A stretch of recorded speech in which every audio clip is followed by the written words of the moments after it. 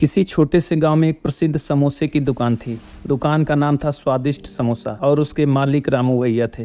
रामू भैया एक दयालु और मेहनती आदमी थे। रामू भैया के समोसे इतने स्वादिष्ट थे कि लोग दूर दूर से यहाँ आने के लिए मजबूर होते थे। उनका समोसा कुरकुरा, मसालेदार और खुशबूदार होता था, जो हर किसी के दिल को छू जाता था। रामू भैया की दुकान में हमेशा भीड़ थी। बच्चे, बुजुर्ग, जवान सभी वहां आकर समोसे का आनंद लेते थे। लेकिन रामू भैया की एक खासियत थी, वह कभी भी किसी को बिना समोसा दिए नहीं जाने देते थे। अगर किसी ग्राहक के पास पैसे नहीं होते तो वह उसे मुस्कुराते हुए कहते, कोई बात नहीं मेरे भाई, आज तुम्हारा समोसा मुझसे है। यह सुनकर ग्राहक हमेशा उनकी दयालुता की प्रशंसा करते थे। एक दिन गाँव में एक नया लड़का आया जिसका नाम था मोहन। मोहन गरीब था और उसके पास पैसे नहीं थे। वह अपनी माँ के लिए कुछ खाने के लिए तलाश में था। जैसे ही वह रामू भैया की दुकान के पास पहुंचा, उसकी आंखें समोसे की खुशबू पर थम गई। उसने सोचा, काश मेरे पास पैसे होते, मैं भी एक समोसा खा पाता। हिम्मत जुटाई और दुकान के अंदर गया। उसने देखा कि सभी लोग समोसे का आनंद ले रहे थे। उसने रामू भैया से कहा, भैया मुझे समोसा बहुत पसंद है, लेकिन मेरे पास पैसे नहीं है। रामू भैया ने मोहन की ओर देखा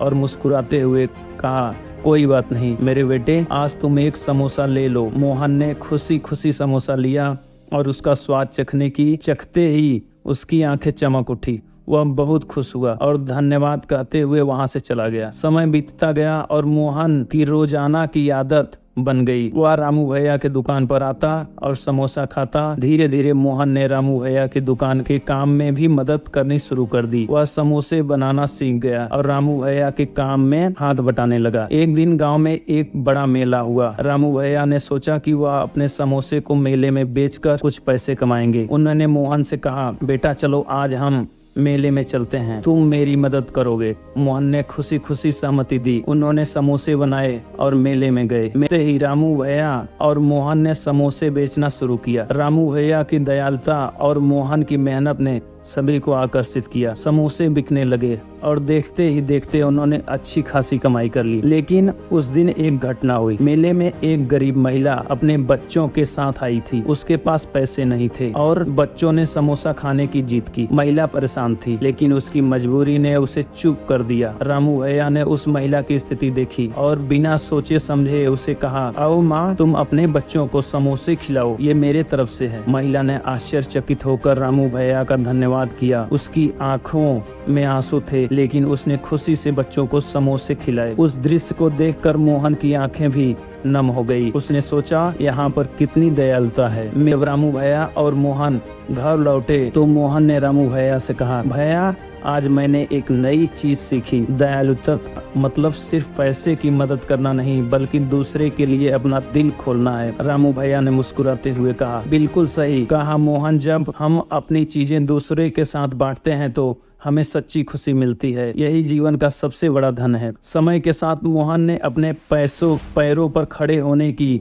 ठानी। उसने रामू भैया के साथ मिलकर समोसे की दुकान को और बड़ा करने का निर्णय लिया। उन्होंने एक योजना बनाई कि वे अपने समोसे को गांव के आसपास के दूसरे गांव में भी बेचेंगे। रामू भैया ने मोहन की मेहनत और लगन को देखकर उसे हर संभव मदद देने का वादा किया। कुछ महीनों बाद मोहन और रामू भैया ने अपनी योजना को साकार किया। उन्होंने आसपास के गांव में समोसे बेचने का काम शुरू किया। धीरे धीरे उनकी दुकान की प्रसिद्धि बढ़ गई। लोग दूर दूर से उनके समोसे खाने आने लगे। गांव के लोग भी उनके समोसे के स्वाद के दीवाने हो गए थे।